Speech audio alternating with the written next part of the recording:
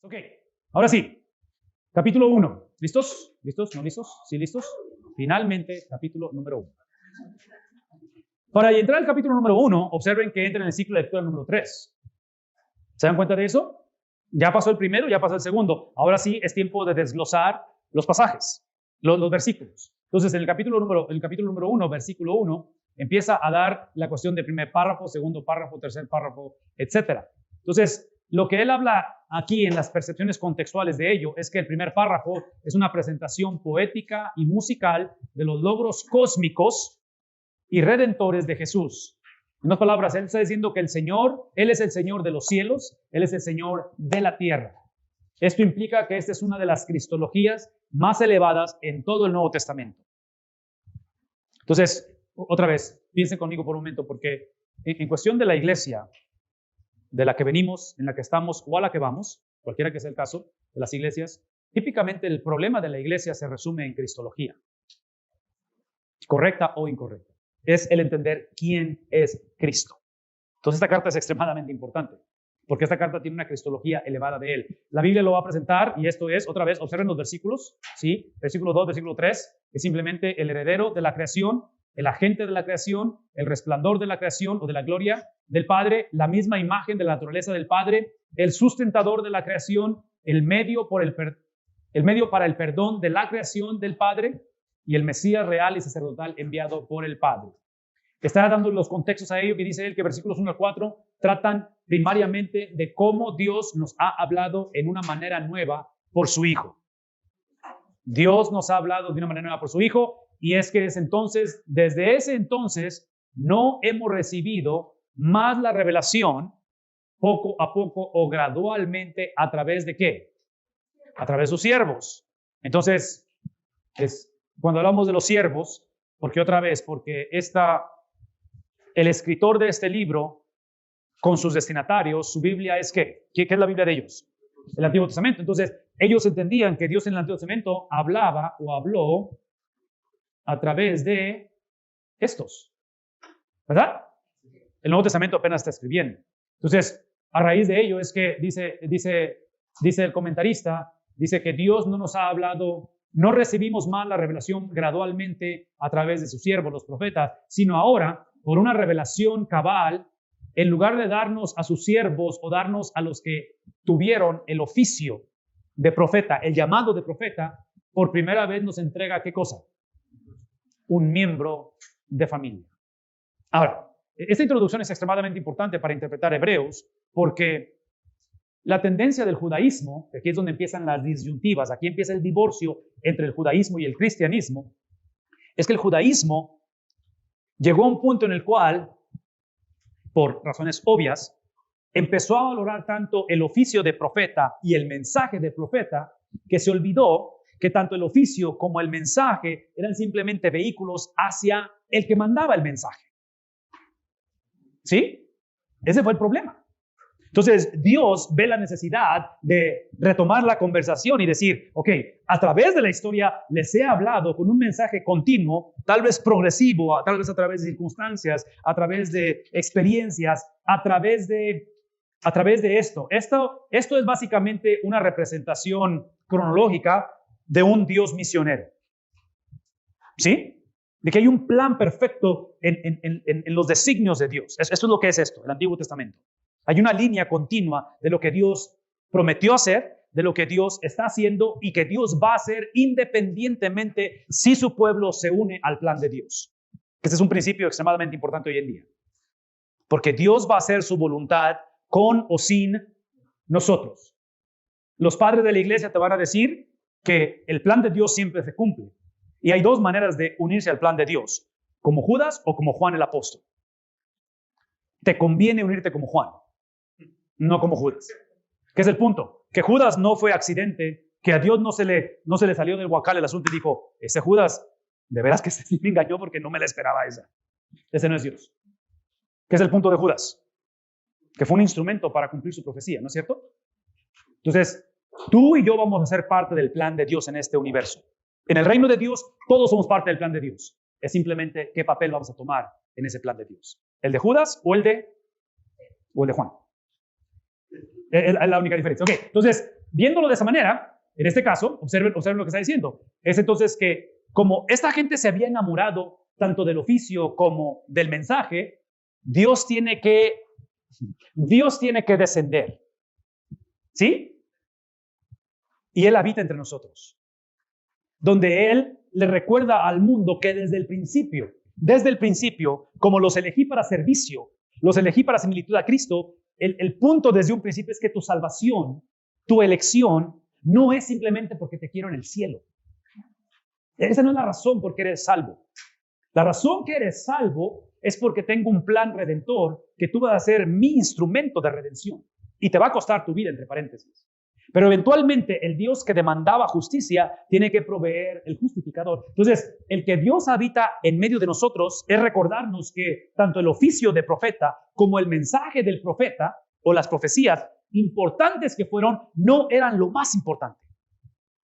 Lo más importante era el Dios que llamó al profeta y era el Dios que le dio el mensaje o la profecía al profeta. ¿Sí captamos eso? No suena como trabalenguas. De tal manera que cuando Cristo habita entre nosotros, el Hijo, el miembro de familia, lo interesante de esto es que nos lleva a retomar la conversación que Cristo no fue un rabino o un maestro o un profeta o un rey o un sacerdote, lo cual Él lo fue. Pero Él no fue eso. Él no fue un maestro que nos hablaba de Dios. Él fue Dios que enseñó a su pueblo. ¿Sí vemos la diferencia? Porque muchas de las veces creemos que simplemente fue un gran maestro y que tenía un conocimiento profundo de Dios, lo cual lo tuvo. Pero en realidad, ¿quién era Él? Era Dios mismo enseñándonos. Entonces, Hebreos está tratando de llevarnos a entender que el hecho de que nos da a un miembro de familia, nos da a su hijo, y bueno, aquí vale la pena leer lo que dice la Biblia. Por aquí nos vamos al capítulo 1, versículo 2. Y aquí es donde empezamos a leer algunos de estos versículos, donde en el capítulo 1, versículo 2 dice, en estos días finales nos ha hablado por medio de ¿quién? De su Hijo. A este lo designó como heredero de ¿qué cosa? De todo. Y por medio del Hijo es que Dios, el Padre, hizo ¿qué cosa? El universo.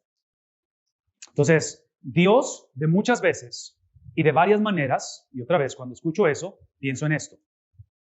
Dios a través de la historia nos ha hablado, siempre nos ha hablado. Pero dice Hebreos que es ahí, dice, habló a nuestros antepasados en otras épocas por medio de los profetas. Pero en estos días finales, aunque Cristo llena o cumple las cualidades de un profeta, Cristo cumple las cualidades y la descripción de un sacerdote, Cristo cumple las cualidades de un rey, ahora Él nos está hablando o nos ha hablado por medio de un miembro de familia. Mi pregunta para ustedes, conforme leemos Hebreos, es ¿por qué era necesario que Dios no solamente usara un profeta, un rey o un sacerdote, pero que usara a un miembro de familia para hablarnos? ¿Por qué tenía que ser un miembro de familia?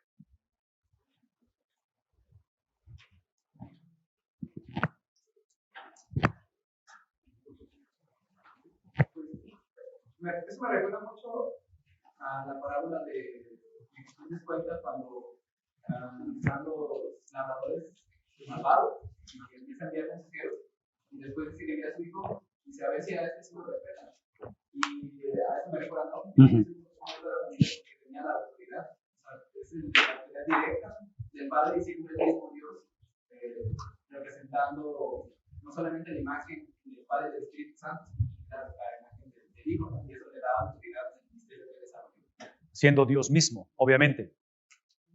Y otra vez, muchachos, no quiero asumir que no entendemos esto, pero la tendencia de nosotros en la experiencia de salvación y de ser salvos, que algunos tenemos años de ser salvos, es que eventualmente el péndulo lo empezamos a mover hacia que apunte hacia nosotros. La salvación nunca fue o nunca se enfatiza en nosotros, se enfatiza en Dios. En otras palabras, la salvación es el producto de una negociación legal, volvemos a la legalidad, ¿sí? Entre el Padre y el Hijo, donde la salvación es el producto de un Dios que Él, porque es un Dios justo, santo, perfecto, es un Dios que Él tiene que depositar la consecuencia del pecado en alguien. Entonces, cuando tú te regresas a los rudimentos del judaísmo y ves el sistema sacrificial, ves todo el paradigma de cómo se llevó a cabo estas prácticas que eran necesarias, esas prácticas simplemente fueron prácticas que apuntaban hacia alguien. Por eso es que en el aposento alto, la noche que Cristo fue entregado, ¿qué es lo que están celebrando? La Pascua. Es la salida del pueblo de Israel de esclavitud hacia a una tierra prometida en la cual el punto no era otra vez bienes y raíces. El punto no era simplemente el mantener una pureza étnica.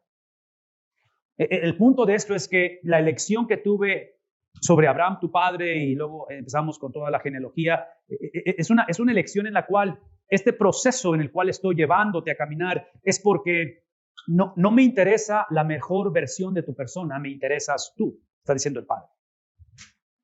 ¿Sí captamos eso? O sea, el punto es que Dios ama, Dios amó. Entonces, esta transacción legal entre el Padre y el Hijo es que dentro de los estatutos, dentro de la ley, Dios necesitaba o Dios requirió que alguien trajera la satisfacción de la deuda que existía con el Padre. La fragmentación que se llevó a cabo en Génesis capítulo 3, alguien tenía que enmendar eso. Alguien tenía que pagar por los platos rotos. Entonces, el sistema sacrificial siempre fue incompleto, ¿no es cierto? Porque su función no era satisfacer al Padre. Su función era recordarnos que no podíamos satisfacer al Padre. Y eventualmente la ley tuvo que ser cumplida. ¿Y quién la cumplió? Cristo. Entonces, esa transacción legal, la salvación es simplemente encontrar a un Dios que está satisfecho. Y esa satisfacción, la cual involucra todo eso que hemos hablado, la obra expiatoria de Cristo, sus 33 años de perfección que son dados a nosotros, es lo que produce que el hombre sea salvo. ¿Qué es el punto? Todo este rollo que les estoy diciendo es simplemente para decirles que el punto de la salvación no soy yo.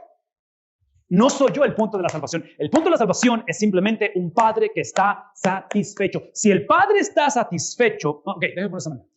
No es para conectar aquí el punto. La importancia de la adoración a Dios, la adoración en su totalidad, la adoración al Padre. La adoración es el vehículo en el cual yo entiendo o yo confieso que lo que yo necesito es a un Dios satisfecho. Que nadie está a favor de mí más que el Padre. Lo cual la adoración me lleva a entender de que independientemente de las circunstancias que esté viviendo en mi vida, Él sabe por qué las situaciones suceden.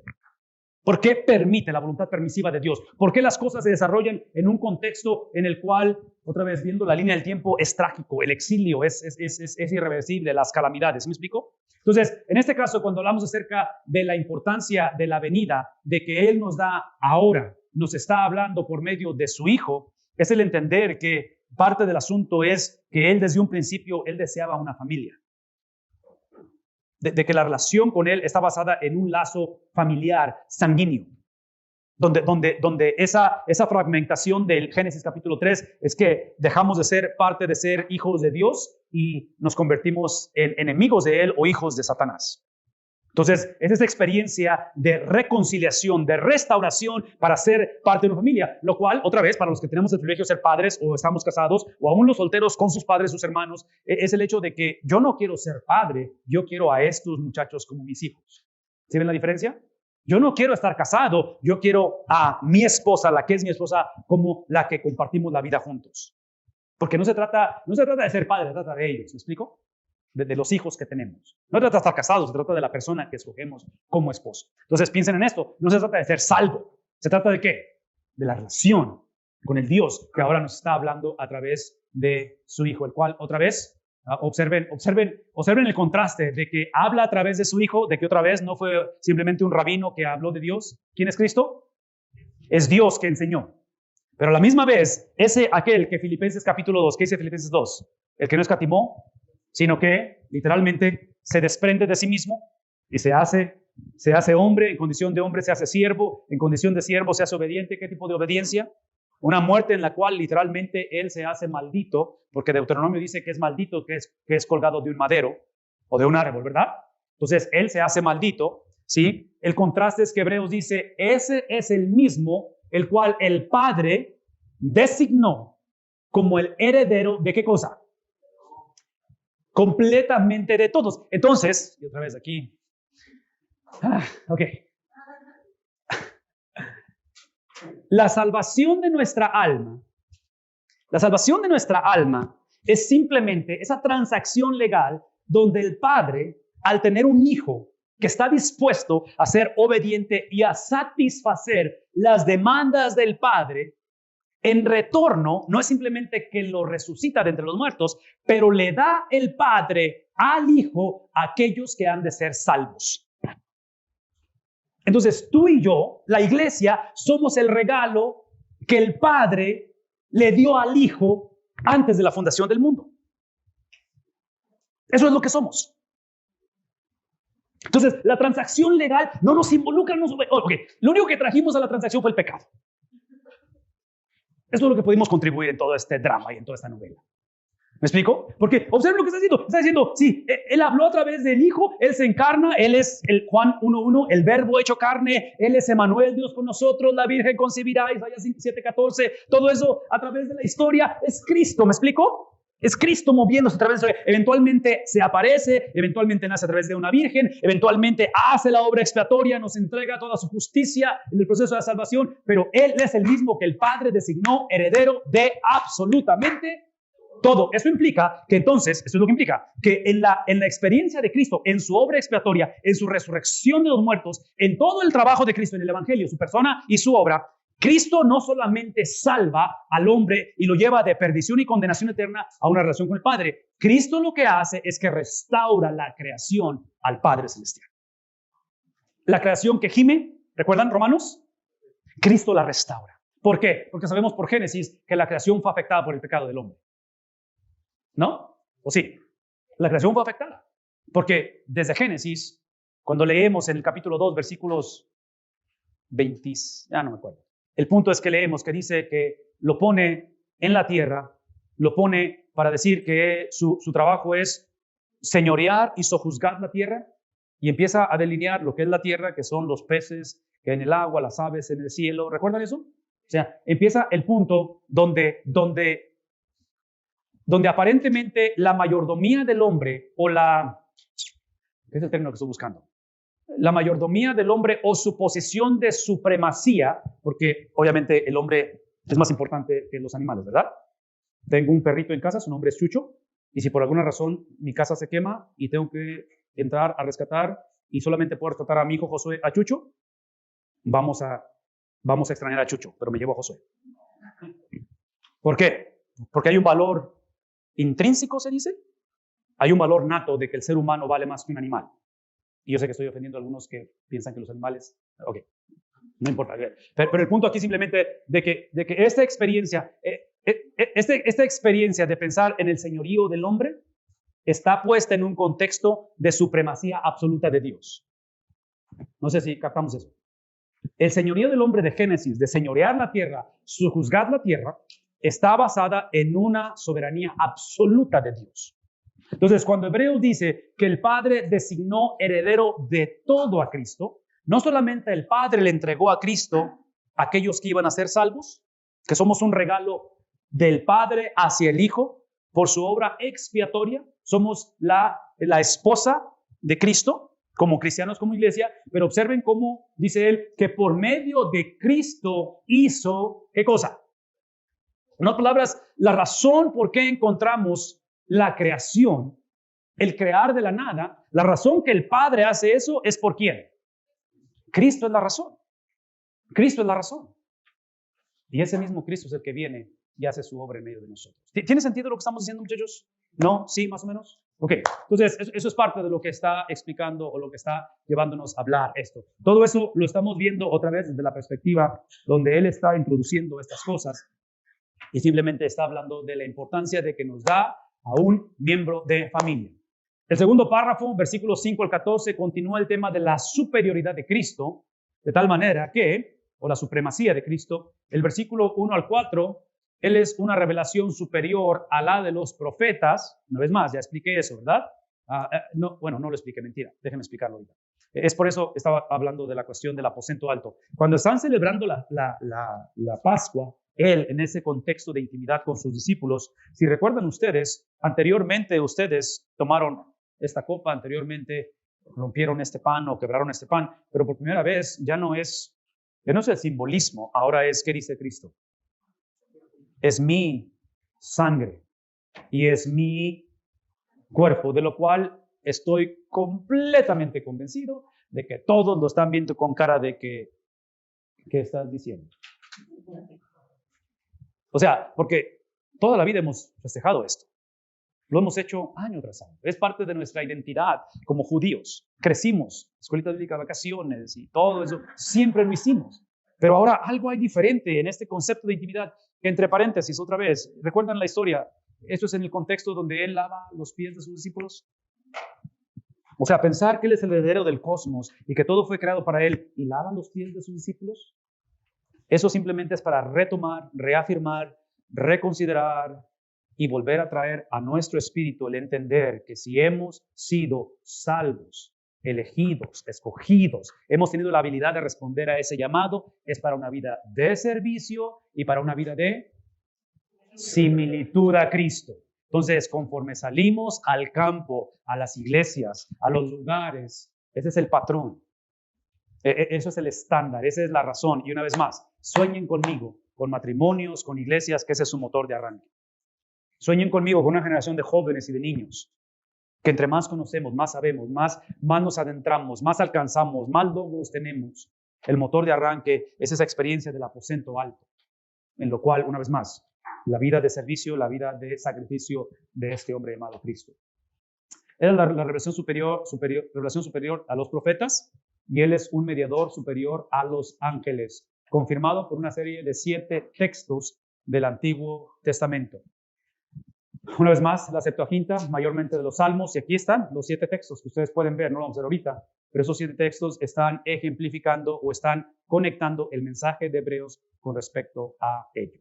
¿Preguntas hasta aquí, muchachos? ¿Todos bien? ¿Sí? Ok. Permítanme terminar con esto, y aquí es donde quiero que vean la practicalidad de este tipo de comentarios que usa el doctor Adler, porque observen que lo que hace es que él va a encapsular, y esto lo hace en todos sus comentarios, va a encapsular en estos rectángulos lo que él gramaticalmente considera, después de los ciclos de lectura, estas son las oraciones gramaticales del idioma original. Entonces, aquí está mi punto, pensando en la practicalidad de crear un sermón, un estudio bíblico. Este es un enunciado en el idioma original, no en nuestro idioma, porque en nuestro idioma estos son diferentes enunciados.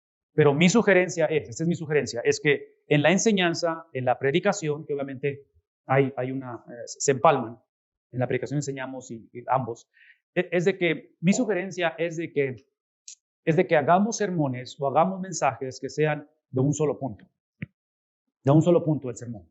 Y menciono esto porque cuando veo esto, por ejemplo, y esto es lo que me forza a hacerlo, es que en este enunciado gramatical de 4 versículos hay un solo punto que está enfatizando el autor.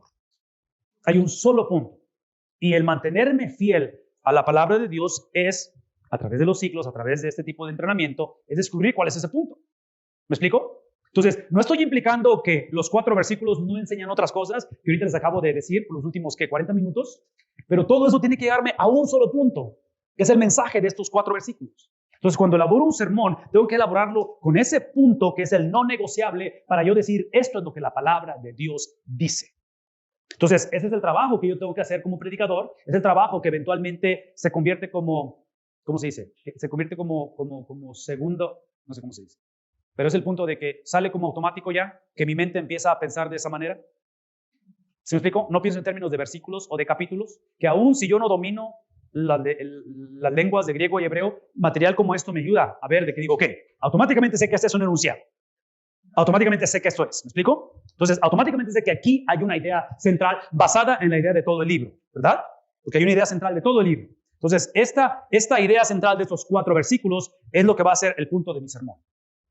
Así de sencillo. Y esto, otra vez, yo no sé si esto les ayuda, les convence, o a lo mejor completamente están checando Facebook, no sé. Pero mi punto es este. Para mí esto trae una libertad muy, muy grande en la predicación, porque me hace descansar en decir, ok, voy a evitar usar textos como pretextos, voy a evitar mis lentes culturales, o si traigo problemas en la iglesia, problemas en la casa, y muchas veces usamos el púlpito o la predicación para desahogarnos, y empezamos a echar piedras donde no debimos de haber echado piedras, porque estamos frustrados, ¿ok? Eso me ayuda a crear ese tipo de protección a mí mismo. La segunda cosa es de que me da una paz tranquila, una paz de tranquilidad, esto de experiencia, Porque cuando hago mi tarea y descubro cuál es el punto y mantengo la fidelidad en ese punto, que es el mensaje central de ello, me da un margen muy grande para la creatividad de cómo aplicarlo. Ahí es donde empiezo yo y tengo la libertad de hacer y de poner y de quitar y de videos y de dramas y de un montón de cosas. De analogías, de historias. Porque está basado en algo que es inmovible. ¿Me explico? Entonces, como ya descubrí esto y sé que esto no es negociable, puedo yo contextualizarlo si estoy hablando a niños, a jóvenes, a adultos, en una clase de un seminario. A diferencia de que cuando creas sermones de múltiples puntos, no estoy en contra de que tengas diferentes puntos, pero en mi manera de pensar, muy humilde y de mucha ignorancia, eso se llama serie de sermones. Hazlo una serie de sermones, no prediques múltiples puntos en un sermón. Porque es importante predicar todo el consejo de Dios, pero... Y la otra cosa, que esta es probablemente una de las más importantes, es que si lo hago de un solo punto, es mucho más fácil hacer un sermón que la gente recuerde. Que se acuerden de lo que se predicó. Porque era una sola la idea que estuve enfatizando a través de todo esto. Por los 30 minutos que prediqué, o 40 minutos, o no sé cuánto prediquen ustedes, pero fue una sola idea. Y yo sé que me van a decir, oye, pero ¿cómo llenas 40 minutos en un domingo en la mañana? Yo entiendo eso. Pero aquí es donde empiezan las habilidades del predicador. Empieza el ser una persona que constantemente estés estudiando a otros predicadores. E inclusive yo recomiendo que estudien a algunos que no son predicadores, pero se dedican a la comunicación. Esos son los comediantes. Los comediantes tienen la habilidad de capturar la audiencia sin tener ningún tema que vale la pena. Porque al final, cuando terminas de ver una comedia, no dices, oye, qué bárbaro, eso me va a ayudar mucho en mi vida espiritual o en mi caminar con mi esposa. Es simplemente un tiempo de entretenimiento, pero con el comediante, ¿qué le pasó al tiempo? No supiste ni cómo se fue. Esa es labor del predicador. Es labor del predicador, porque hay sermones que son 4 versículos y se te hacen una eternidad. ¿De qué hora se acaba esto? O sea, está predicando y los chistes son los mismos que siempre predica, que siempre usa. La misma analogía que siempre usa. ¿Me explico? Es la misma historia, nada más que la disfraza con otro pasaje, pero siempre dice lo mismo. Entonces, es el trabajo de eso. Y se los digo abiertamente así, honestamente, chavos, porque, otra vez, muchos de ustedes vienen de iglesias, están en iglesias, van a iglesias, algunos de ustedes anhelan pastorear, están pastoreando.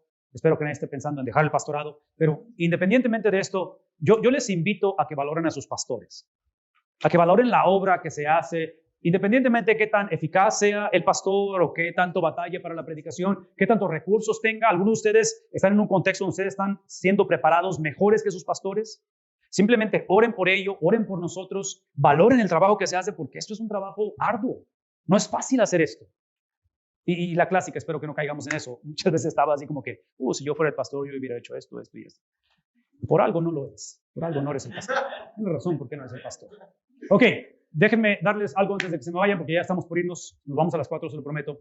Nomás quiero que observen cómo es que, y aquí es donde quiero que entremos en cómo en lo personal yo preparo un sermón. ¿Ok? Aparte de todo lo que he mencionado, pero ya cuando entramos a desglosar estos 4 versículos en particular, aquí es donde Dr. Bob y sus herramientas me ayudan a mí mucho, porque, por ejemplo, si hablamos de las frases donde dice Dios habiendo hablado, él dice Dios no se encuentra primero en el texto griego, el orden gramatical. La razón es porque este texto no enfatiza la doctrina de la revelación. ¿Qué es el punto de este texto? No es el hecho de que Dios habla, sino está enfatizando ¿qué? La manera en que habla. Entonces, en un momento dado, y otra vez aquí es donde empezamos a elaborar el sermón, en un momento dado, aquí no estoy para cuestionar o preguntar si Dios habla. Ese no es el punto. ¿Me explico? En otras palabras, y esto no lo diré en un sermón, pero ese es tu problema. Si tú no crees que Dios habla, ese es tu problema. Pero alguien está hablando a tu vida. E inclusive yo argumentaría eso sí lo diría en un sermón. Yo diría que si la persona que más habla a tu persona es tu persona, probablemente estás creando un Dios de tu persona. Porque hay un fenómeno inevitable en esta vida, que todo el santo día estamos hablándonos a nosotros mismos, ¿no es cierto? Todo el santo día inclusive nos peleamos con nosotros mismos, nos disgustamos, nos reconciliamos con nosotros mismos, ¿sí? Siempre estamos hablándonos a nosotros mismos. Entonces, en este caso, el punto del cristianismo, el punto de Hebreos, es de que Dios ha estado hablando. Pero en este caso, aquí el punto no es el hecho de que Dios habla, el punto es de cómo Dios habla. Entonces, lo que yo hago típicamente, yo agarro esto y típicamente lo que hago, agarro esto que es un programa que ya viene en la computadora de notas y yo pongo los versículos. En este caso, me falta uno, nomás puse 3, me falta uno. Okay. Supongamos que ya tengo los 4. Y esto así es como preparo el sermón.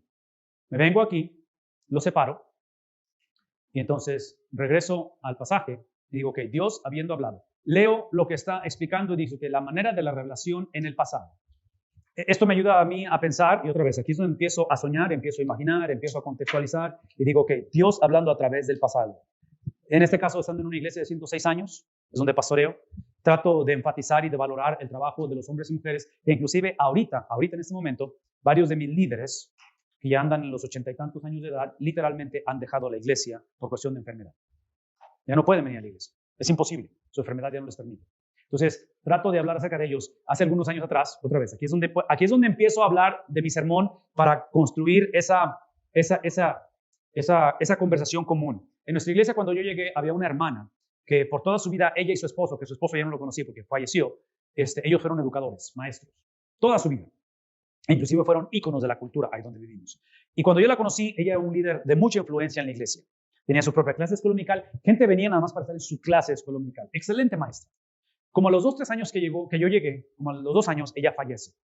Dentro de su fallecimiento, de ella lo que hace antes de fallecer, ella crea no sé cómo se dice en español, pero creó una beca.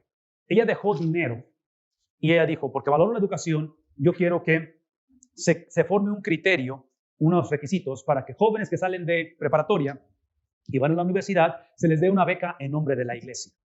Pero tiene que haber un criterio. Entonces, eso motivó a mucha gente en la iglesia a dar hacia esa beca. De tal manera que hoy, por los últimos, tendrá como unos 4 años que falleció, cada mayo, y lo vamos a hacer ahora que regresen los próximos domingos, cada mayo se entregan becas académicas a estudiantes que califican para la universidad. No tienen que ser un seminarista, es simplemente alguien que va a la universidad. Entonces, hablando de cómo Dios ha usado a la gente en el pasado. ¿Sí ven la conexión con el versículo? Entonces, dando esa historia, que automáticamente la voy a usar el día que entreguemos las becas, fácilmente puedo predicar ese versículo. Fácil no lo voy a hacer porque no voy a predicar de Hebreos, pero ¿sí ven lo que está pasando aquí? Estoy tomando un evento relevante, una situación que automáticamente la gente voy a empezar a tocar, aquí estoy voy a empezar a tocar sus emociones, porque muchos conocieron a esta hermana Elizabeth Young. Mucha gente la conoció. Mucha gente que sus amistades tienen de amigos más de lo que yo tengo de vida. Entonces, empiezo a tocar áreas en las cuales creamos un sentido común en ello. Porque el punto aquí es simplemente que Dios está enfatizando la manera. Entonces, una vez más, esto que acabo de decir es lo que hago al final de la preparación del sermón. Esa historia que puse ahorita. Ahorita la acabo de mencionar porque no estoy haciendo el sermón. Pero típicamente cuando estoy haciendo el sermón, hago esto. Ya sé de lo que se trata esto, entonces hablo acerca de Dios, que muchas veces y de varias maneras habló. Entonces, sé que el énfasis está en estas palabras.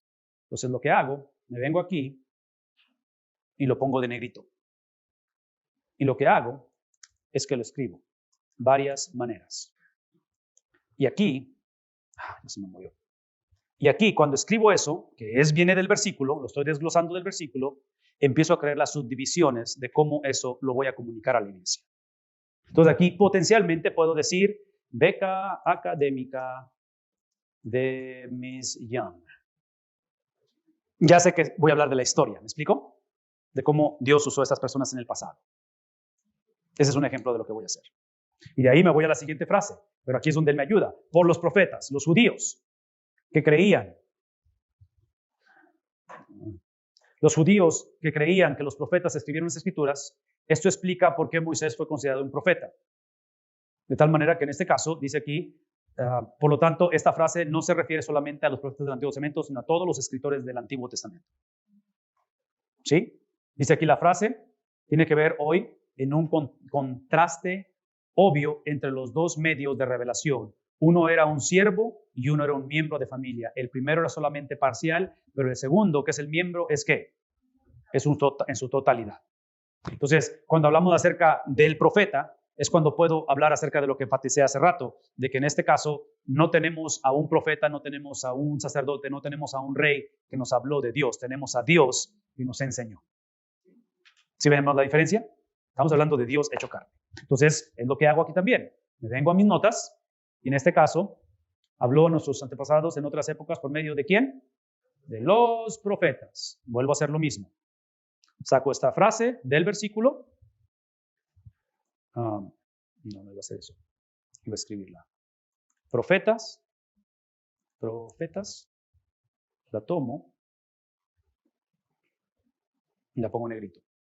Y entonces aquí, harina de mi costal, basado en esto, porque tengo la libertad de hacer esto, ¿verdad? O sea, ya empiezo a crear cosas, empiezo a hablar y digo, ok, entonces Cristo no fue un profeta que nos habló de Dios. Cristo es Dios que profetizó. Ese es Cristo. ¿Hay diferencia en eso? Marca toda la diferencia. Porque ahora lo que voy a hacer, voy a expandir y voy a decir, ok, ¿por qué es que no fue suficiente que tuviéramos profetas que nos hablaran de Dios? Pero era requerido que tuviéramos a Dios que profetizara. ¿Por qué era requerido eso? Hago una pregunta, obviamente no me la van a contestar porque es un sermón, pero de ahí me arranco a explicar la importancia de lo severo que es el distanciamiento entre el hombre y Dios. ¿Me explico? La reconciliación del hombre no es simplemente el afirmar una verdad teológica. No es simplemente un juego de reglas, que en este caso los profetas eran parte de ello. Es literalmente entender que la profecía es entender que la función de profeta simplemente eran vehículos que Dios designó para que el hombre tuviera una relación, no con el profeta, no con el contenido, pero con el Dios que llamó al profeta, con el Dios que dio el mensaje al profeta. Entonces, ahí es donde elaboro esas partes del sermón. ¿Tiene sentido lo que estamos haciendo, muchachos? ¿Aquí? Ok, entonces, ¿es todo lo que voy a decir de ese versículo? ¿Ya se dieron cuenta por qué nada más voy a predicar 4 versículos? Es bastante el material. O sea, con esos 4 versículos no he hecho lo demás, pero fácil voy a llenar 30, 40 minutos. Ahora, déjenme mostrarles nada más rapidito, porque así es como lo voy a hacer. Ahora, otra cosa. Si ustedes si ustedes me vieran predicar a mí, ustedes se van a dar cuenta que yo no uso notas. Porque esto es mucho más fácil de memorizar. Cuando estás hablando de una sola verdad, de un solo punto, en lugar de tener notas. La razón que usamos notas típicamente es porque tenemos un montón de información que es imposible memorizar. Entonces usamos notas. Nada malo con las notas. Si las usan, no hay ningún problema. Yo no digo que esa es la manera que se debe de hacer. Simplemente, una vez más, como mi compromiso es predicar, es asegurarme que estamos hablando ese mensaje central de la Biblia, me da la libertad de crear cosas alrededor de ello. Es que tratamos de predicar de tal manera que no se oiga como si estoy simplemente enseñando la Biblia, pero quiero tener una conversación con la gente. Quiero que dialoguemos de esta manera. Entonces, lo que termino yo haciendo es esto. Una es que memorizo mi sermón, porque es más fácil. Es fácil memorizar cuando son solamente 2, 3 versículos, 4 cuando mucho. Entonces, la otra cosa es esto. La otra cosa, que esta es la manera en que típicamente predico, y cuando dije que no uso notas, realmente sí uso notas, nada más que se ve como que no uso notas, pero sí uso notas. Este es uno de los últimos, esta es la serie que estoy haciendo ahorita. Cuando hago el PowerPoint, lo que hago es que esto que vieron aquí, y no sé si alcanzan a verlo ahí, pero ¿sí se ve más negrito esto? Ok, ya de antemano yo sé que de este versículo, esta frase y esta palabra son la clave para explicar este versículo. Esas 2 frases que ya las subrayé en negro me van a obligar a enfocarme en eso a la hora de predicar. Esto es lo que tengo que decir. Otro paréntesis. Una de las cosas que yo hago y que recomendaría que hicieran, y yo sé que suena un poquito medio raro el asunto, es que yo grabo el sermón antes de predicarlo. En otras palabras, lo predico y lo grabo. Y me lo predico a mí mismo. Porque me ayuda a practicar si realmente ya lo memoricé. Entonces, lo grabo como para el jueves, viernes más tardar, grabo el sermón. Y lo escucho. Y es bien doloroso escucharte a ti mismo, pero lo escucho. Lo escucho. Y tengo que hacerlo porque, entonces, a la hora de mi presentación, así se ve. Entonces, no uso notas porque esas son mis notas. Se ve negrito en el otro, aquí se ve amarillo. ¿Por qué? Porque esos son los puntos que voy a enfatizar a través de la predicación. Entonces, típicamente lo que hago es esto, y voy a regresar a esto. Cuando hago yo esto, y vamos a decir un ejemplo, supongamos que el versículo 1, ya acabé, voy al 2 ahora, primero hago esto, los 4 versículos los desgloso de esa manera, saco las frases que yo considero que son las más importantes. Y bueno, es obvio que estoy hablando de esto. Entonces, por los profetas, muchas veces y de muchas maneras, aquí hay más. La revelación del Antiguo Testamento venía poco a poco en forma y contenido. Esta frase se ubica primero en el texto griego del versículo para mostrar el énfasis en el autor. Ok, probablemente eso no lo voy a mencionar. Entonces ya acabé con el versículo 1. ¿Sí?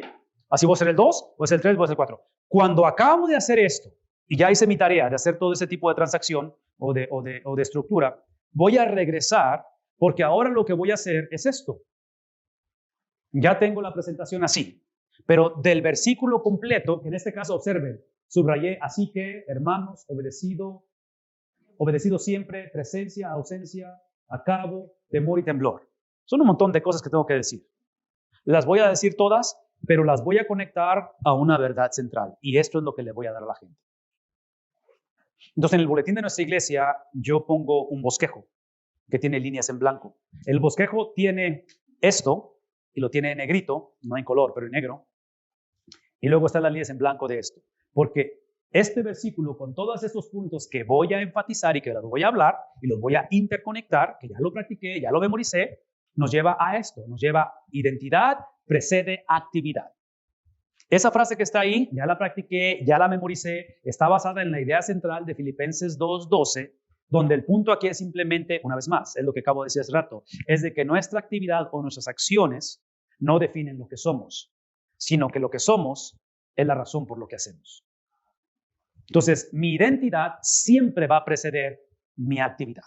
Y lo pongo en frases que sean fáciles de memorizar, de repetir, no por la gente, sino por mí. Porque si no se me va el avión de repente y no saber qué. O sea, sí, y otra vez, este es mi PowerPoint. Entonces, en la iglesia yo controlo el PowerPoint. No me lo controlan los chavos atrás, porque no les confío.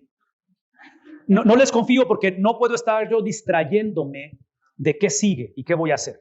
Sobre todo cuando yo no respeto mi propia organización por alguna razón, que me distraigo o que algo sucede o una idea viene diferente. Entonces tengo que tener la habilidad de estar controlando mi PowerPoint. Entonces, si me voy a por ejemplo, y presento este punto que está basado en el versículo que acabo de leer y de enfatizar y todo eso, si por alguna razón necesito regresar, después de estar aquí, regresar al versículo, necesito tener la libertad de hacerlo. ¿Sí me explico? Sin tener que decirles, hey, regrésate por favor. ¿Sí me explico? Porque hay un flujo en la predicación.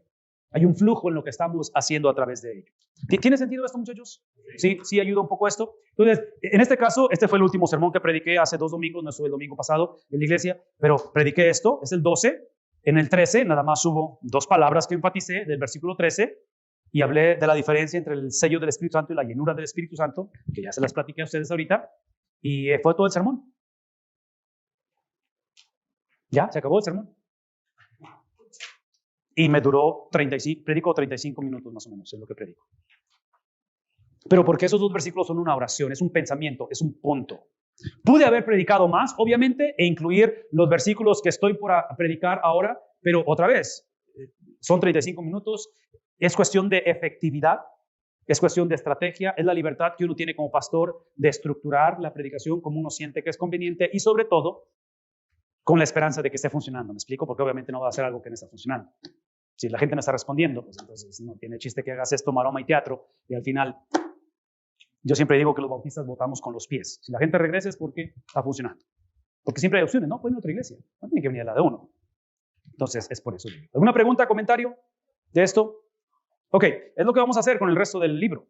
¿Sí? Entonces vamos a ver frases, vamos a ver trozos del libro, no vamos a hacer versículo por versículo obviamente, pero quiero que se lleven eso en mente porque es la manera en que lo vamos a hacer.